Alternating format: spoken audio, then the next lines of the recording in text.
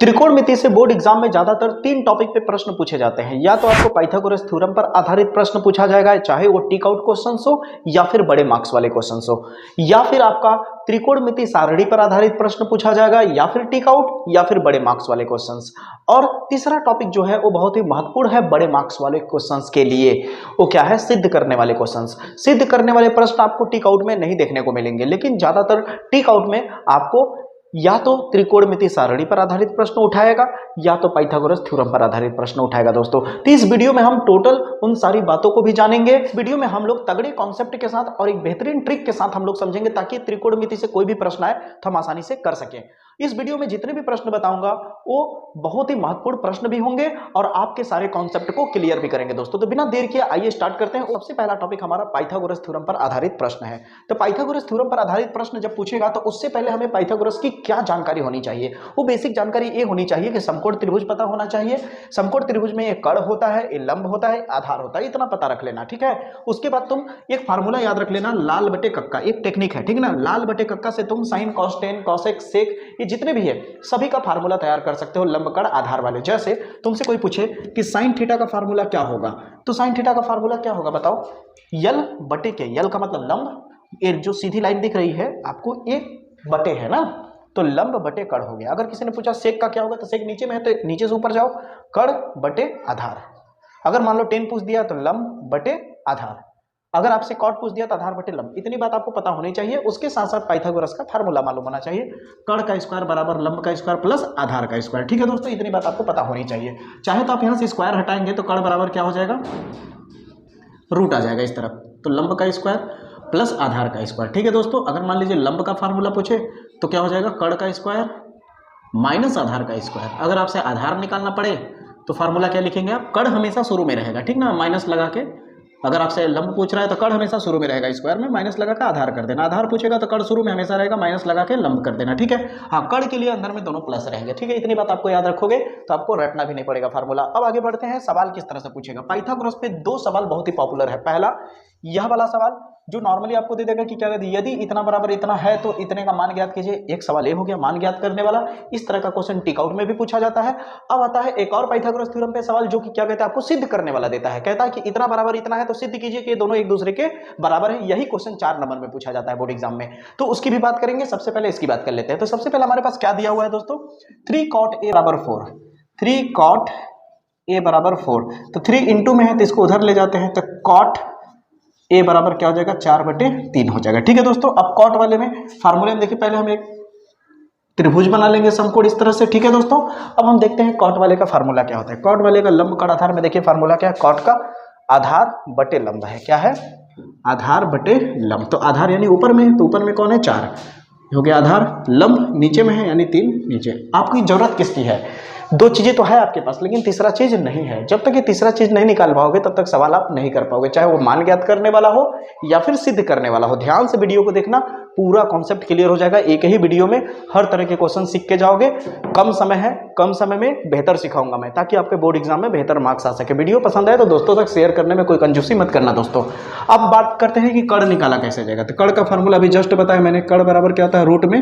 कर्ण निकालना हो तो लंब और आधार दोनों लिखना, बीच में प्लस लगा देना, ठीक है। कर्ण वाले के लिए बस प्लस रहता है, बाकी अगर तुम लंब निकालोगे तो माइनस रहेगा, आधार निकालोगे तो भी माइनस रहेगा। और लंब आधार निकालते दौरान बता दिया मैंने कि यहाँ कर्ण हमेशा फिक्स रहेगा पहले में। अब वैल्यू को पुटअप कर लेते हैं, वैल्यू को रख लेते हैं।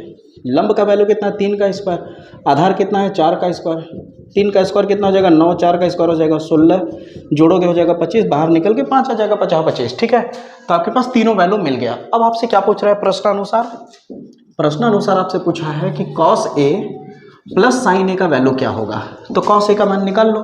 cos वाले में क्या मिल रहा है, cos में जाओ, cos में क्या है, आधार बटे कर्ण है। तो आधार इसमें कौन है, 4 बटे कर्ण, ये देखो ना, cos में आधार बटे कर्ण, कर्ण क्या है 5, प्लस साइन ए, साइन में देखो, साइन में क्या है, लंब बटे कर्ण है। तो लंब क्या है वहां पे देखो, 3 बटे कर्ण क्या है दोस्तों, 5। बताइए यहाँ तक क्या आपको कंफ्यूजन है कोई, बिल्कुल कंफ्यूजन नहीं होगा।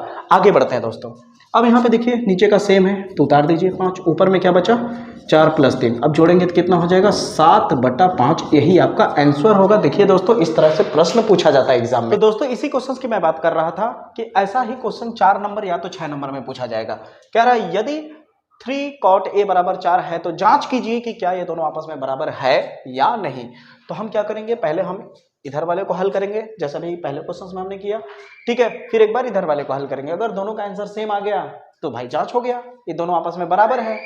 और अगर नहीं आया तो दोनों आपस में बराबर नहीं है, यही जांच करना है। तो सबसे पहले हम क्या करेंगे देख लेते हैं, जो हम त्रिभुज बनाएंगे उसमें तीनों वैल्यू हमारे पास है या नहीं। तो हमारे पास क्या है, 3 cot a = 4 है तो 3 उधर चला जाएगा, तो यहाँ से इंटू में है तो कहाँ चला जाएगा, बटे के नीचे, ठीक है। कॉट का भी जस्ट बताया मैंने, कॉट का क्या होता है, आधार बटे लंब होता है, तो हो जाएगा आधार बटे लंब, तो आधार हो गया 4, लंब हो गया 3। अभी जस्ट हमने इसी सवाल पे हमने किया था दोस्तों, यही सवाल यहाँ पे था, 3 यहाँ था, यहाँ 4 था, तो यहाँ पे आपको कड़ निकालना था। तो कड़ कितना आया था याद होगा आपको, कड़ कितना आया था डायरेक्ट कर दूं मैं, 3 का स्क्वायर प्लस 4 का स्क्वायर, तो कितना हो जाएगा 25 आ जाएगा, और बाहर निकल के 5 आ जाएगा। ठीक है दोस्तों, लाइट कट गई है, हो सकता है वीडियो की क्वालिटी थोड़ी डाउन हो जाए, लेकिन हम लोग वीडियो को रोकेंगे नहीं दोस्तों, आगे बढ़ते हैं।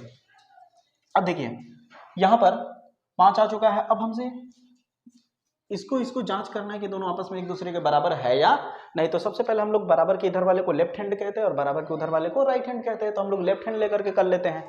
तो हम लेंगे left hand side, left hand side में क्या है 1 - tan स्क्वायर है बटा 1 + tan स्क्वायर। अब इसे सॉल्व कर लेते हैं दोस्तों। तो देखिए 1 है माइनस tan a, अब tan a का फार्मूला क्या होगा, देखिए यहाँ पे tan वाले में क्या है, लंब बटे आधार है, तो लंब क्या है आपके पास 3, आधार क्या है दोस्तों 4, स्क्वायर की वजह से स्क्वायर, नीचे क्या हो जाएगा 1 + वही चीज़ यहाँ भी होगा 3/4 का स्क्वायर। अब इसे सॉल्व करते हैं दोस्तों, तो 1 - 3 × 3 = 9, 4 × 4 = 16, 1 + 3 × 3 = 9, 4 × 4 = 16। अब इसे हल कर लेते हैं, इसे मैं थोड़ा हटा देता हूँ दोस्तों, ठीक है। अब हल करेंगे तो कितना हो जाएगा, 16 × 16 -9 बटा 16, 16 × 16 + 9 बटा 16, 16 से 16 कट जाएगा, बटे के नीचे ये भी 16, बटे के नीचे ये भी 16 कट जाएगा। अब 16 में से 9 घटाओगे तो कितना बचेगा, 16 में से आप 9 घटाओगे तो 7 बचेगा, ठीक है। और 16 और 9 जोड़ोगे तो कितना हो जाएगा दोस्तों 25 हो जाएगा। तो आपका लेफ्ट हैंड साइड कितना आ गया दोस्तों 7/25 आ गया। उसी तरह अब राइट हैंड साइड को निकाल के देख लेते हैं क्या इतना आंसर आता है या नहीं। क्या है, कॉस स्क्वायर है माइनस साइन स्क्वायर है, तो कॉस का फार्मूला क्या होगा, कॉस वाले में देखिए यहाँ पे आधार बटे कड़ है, तो आधार क्या है हमारे पास 4, कड़ क्या है दोस्तों 5, स्क्वायर को जैसे स्क्वायर, माइनस साइन में क्या होगा लंब बटे कड़ होगा, तो लंब कितना है मेरे पास 3, कड़ कितना है 5। हल करते हैं, 4 × 4 = 16, 5 × 25 माइनस 3 × 3 = 9, 5 × 25, स्क्वायर को जैसे भाई होगा ना। अब यहाँ भी 25, यहाँ भी 25, फिर सेम आ गया, तो 25 नीचे हो गया, ऊपर में 16 - 9, अब 16 में से 9 घटाओगे तो फिर से आ जाएगा 7/25। अब बताइए आपका लेफ्ट हैंड साइड भी 7/25 आया और आपका राइट हैंड साइड भी कितना आया 7/25 आया, तो आप आंसर में लिख देंगे अतः लेफ्ट हैंड साइड जो है वो राइट हैंड साइड के बराबर है, यही हमें जांच करना था। यानी क्या है यहाँ पे क्या पूछा था, यदि इतना बराबर इतना है तो जांच कीजिए ये दोनों आपस में बराबर है या नहीं, तो आप लिख देंगे इतना बराबर, यानी ये दोनों आपस में एक दूसरे के बराबर है। देखा कितनी आसानी से हम लोगों ने कर लिया, क्या कठिन है। पाइथागोरस पर आधारित सवाल कोई कठिन नहीं होता है, बस आपको तरीका पता होना चाहिए। ज्यादा मैंने पलंजर नहीं किया, यहाँ पे छोटी सी बातें कही कि ए पता होना चाहिए, ए पता होना चाहिए, तो पाइथागोरस थ्योरम पे आधारित कोई भी प्रश्न पूछे आप कर सकते हो। एक प्रश्न और आता है 4 नंबर में, कैसे देता है बता देता हूँ।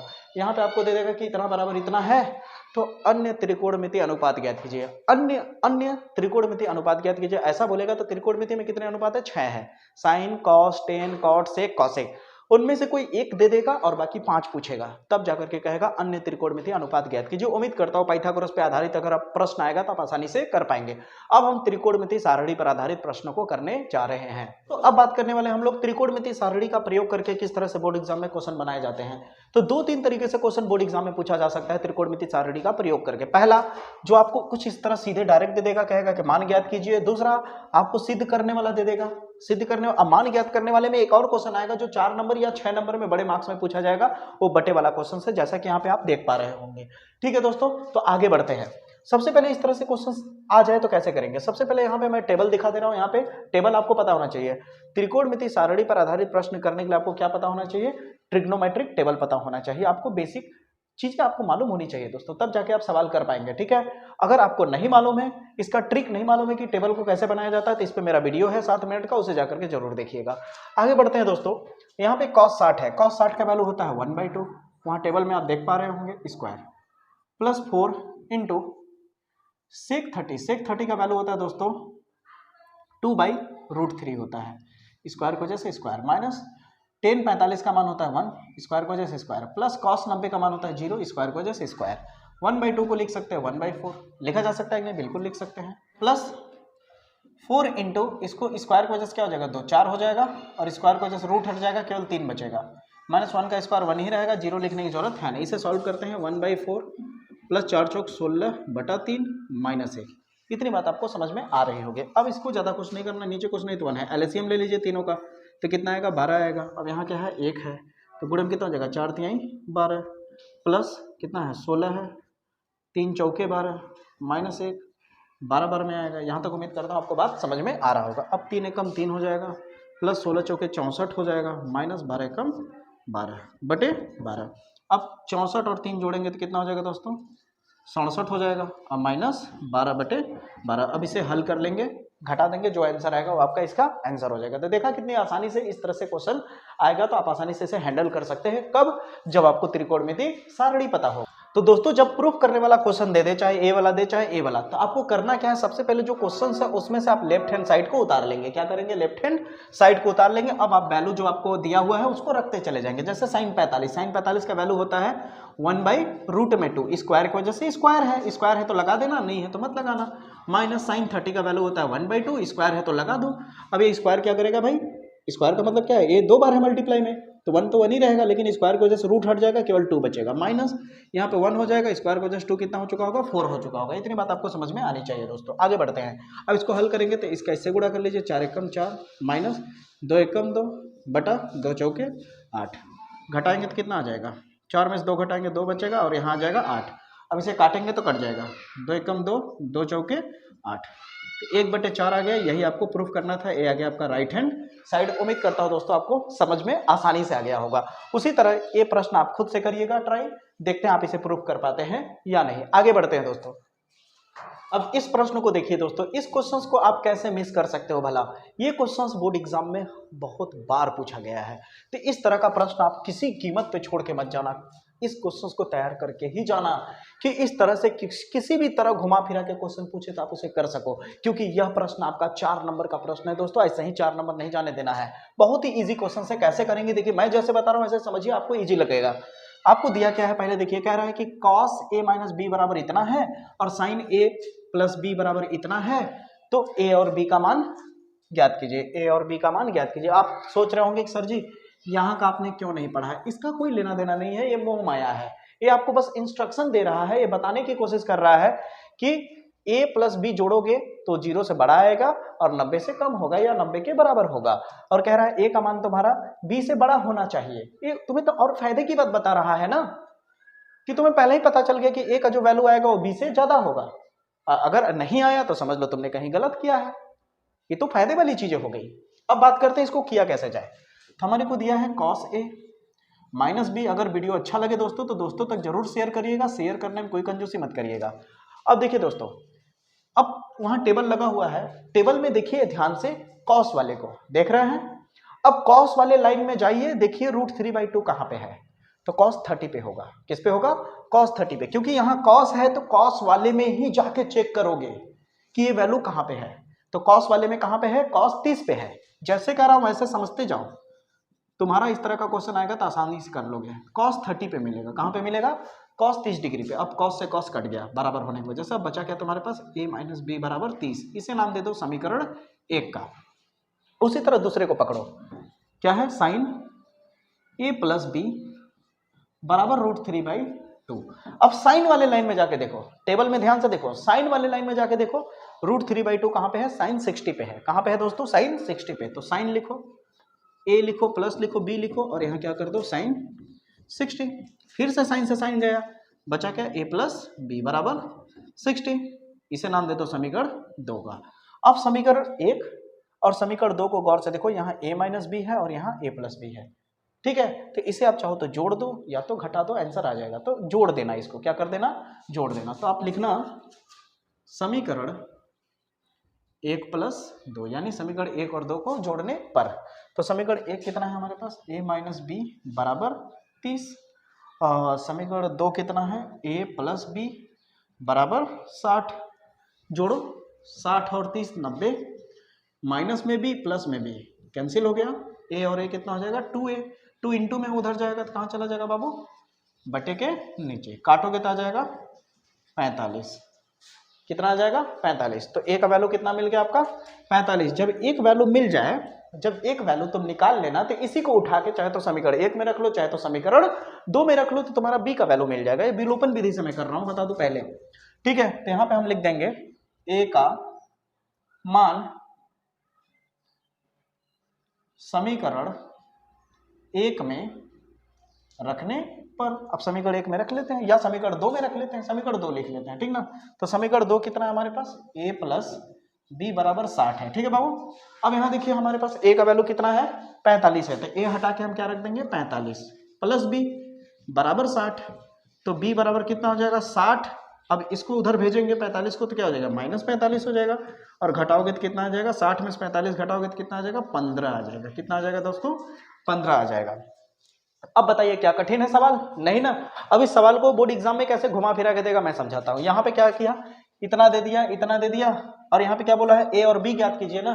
तो यहाँ पे क्या करेगा कभी कभी कि a और b ज्ञात ना करके ऐसे बोल देगा कि 10a प्लस b ज्ञात कीजिए। क्या ज्ञात कीजिए, 10a प्लस b ज्ञात कीजिए। तो a का वैल्यू और b का वैल्यू रख के पता लगाया जा सकता है। या फिर आपको, लेकिन जब 10ab पूछेगा तो डरो मत, यहाँ पे आपको 15 नहीं आएगा, कुछ बढ़िया आंसर आएगा ताकि आपको टेबल में मैच कर जाए, ठीक ना। और या तो आपसे पूछ देगा a प्लस बी का वैल्यू ज्ञात कीजिए, ऐसे ही क्वेश्चंस घुमाएगा, इससे ज्यादा कुछ नहीं है रे मेरे भाई। आराम से करके आओगे, बेहतर मार्क्स लेकर के आओगे, क्योंकि तुम्हें तरीके पता होने चाहिए, टेक्निक पता होना चाहिए, और कुछ बेहतरीन कॉन्सेप्ट पता होना चाहिए। करने का तरीका सही रहेगा तो तुम्हारा मार्क्स कट ही नहीं सकता। क्योंकि अगर तुम किसी क्वेश्चंस को जैसे मान लो रट के जाते हो कि नहीं मैं यही क्वेश्चंस करके जाता हूं, यही क्वेश्चंस आएगा, और नहीं आया तो क्या करोगे फिर, नहीं आया तो वो भी गया जो तैयार करके गए उतना मेहनत लगा करके, और नहीं आया तो वापस वहां बैठ करके फालतू में आओगे और दोष अपनी किस्मत को दोगे, या फिर जिस टीचर से सीखे हो वो टीचर को दोष देंगे।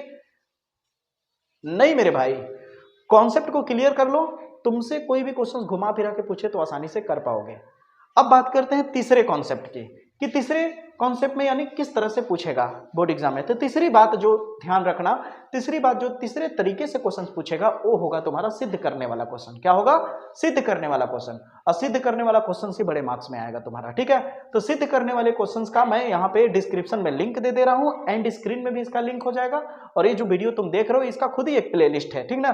तो इसको ऑफ जैसे ही ये खत्म होगा तो वैसे भी तुम्हारा वो वीडियो ओपन हो जाएगा, ठीक है। तो यहाँ पर देख सकते हो पूरे प्रूफ करने वाले बेहतरीन क्वेश्चंस मैंने बताए हैं, वहां पे तरीके भी मिलेंगे। प्रूफ करने का तरीका होता क्या है, सही तरीके से कैसे प्रूफ करें, और दूसरी बात प्रूफ करने में एक और खास बात वहां पता चलेगा कि अगर तुम्हें प्रूफ करने नहीं भी आ रहा है तो उसे आसानी से कैसे एक ट्रिक लगा करके उसे प्रूफ कर सकते हो, ताकि अगर पूरा मार्क्स न मिले फिर भी कुछ ना कुछ मार्क्स तुम्हें मिल जाए। वीडियो अगर पसंद आया हो तो दोस्तों तक जरूर शेयर करना। तब तक के लिए जय हिंद, मिलते हैं नेक्स्ट वीडियो में।